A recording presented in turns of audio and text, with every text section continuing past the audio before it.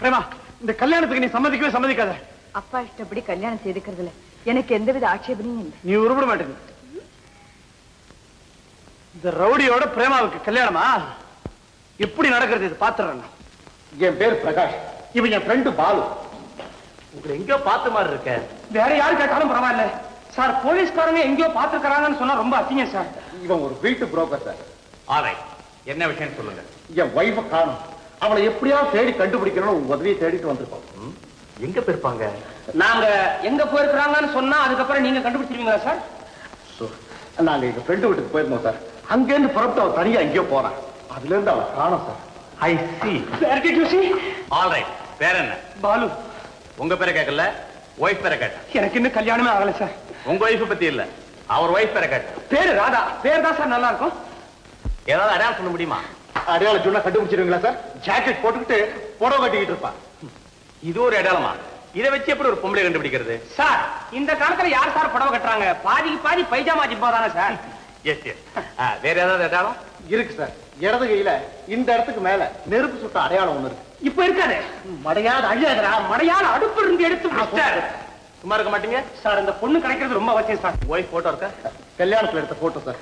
அதுக்கப்புறம் இப்படி சேர்ந்தே நிக்கல சார் இவங்க ரெண்டு பேரும். என்ன அது இப்படி இருக்கு? நான் எடுத்தது சார், அவ்வளவுதான் சார் இருக்கும். மூஞ்சியே தெரியலையே, முதுகு பக்கம் தானே தெரியுது. இதை வச்சுக்கிட்டு எப்படி கண்டுபிடிக்கிறதா? முதுகு பக்கம் தெரியல சார். முதுகு பக்கமா போய் கண்டுபிடிக்கிறது. வாய் மூடுமே சார். அவனை தெரியாதனமா இங்க கூட்டு வந்துட்டேன். எக்ஸ்கியூஸ் பண்ணிக்கங்க. எப்படியாவது என் வைஃபை கண்டுபிடிச்சு கொடுத்துருங்க சார். புருஷனுக்கு பொண்டாட்டி தவிர வேற என்ன சார் வேணும்? ஆலை ஆலை.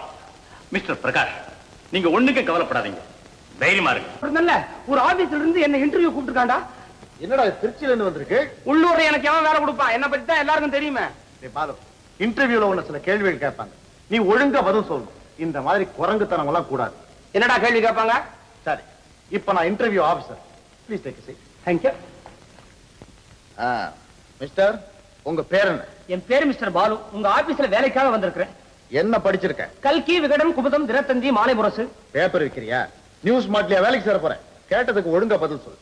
கல்யாணம் ஆயிடுச்சா? உங்களுக்கு மகன் இருக்காளா? அரஞ்சன. என்ன கேள்வி இது? ஆபீஸ்ல வேலை பார்க்க வருவாங்களா, குடுத்தனம் வைக்க வருவாங்களா? எக்கச்சக்கமா பதில் சொல்றீங்க. என்ன நினைச்சிருக்க? உங்களை மாதிரி ஆள் எல்லாமே ஆபீஸ்ல இருக்கும்போது நம்ம ஏன் அந்த வேலைக்கு வரக்கூடாதுன்னு நினைக்கிறேன். உனக்கு வேலை கிடையாது. Get out. ஆபீஸ் விட்டு வெளியே வா, காலை ஓடிக்கிறேன். எங்க ஓடுற? இப்படி பேசினா உனக்கு எப்படா வேலை கொடுப்பா? அங்க போய் இப்படி பேசுவாடா. டேய், தான் பதில் சொல்லி பிச்சு உதறான் பாருடா. பாலு, ராதாவும் என்னை விட்டு போயிட்டான். நீயும் என்னை விட்டு போற. என்ன தனி மனுஷன் ஆக்கிட்டீங்களா? அப்படி சொல்லாதடா. டேய், இப்படி சொன்னா நான் வேலைக்கே போக மாட்டேன்டா. இங்கே எடுத்துட வேண்டாம். சீச்சி, நீ ஒழுங்கா வேலைக்கு போய் நல்லவர் எடுக்கிறதுக்கு முயற்சி பண்ணு. என்னால வாழ்க்கையை கெடுத்துக்க வாட்ட. வாழ்க்கையை கெடுத்துக்க சும்மா இருங்க.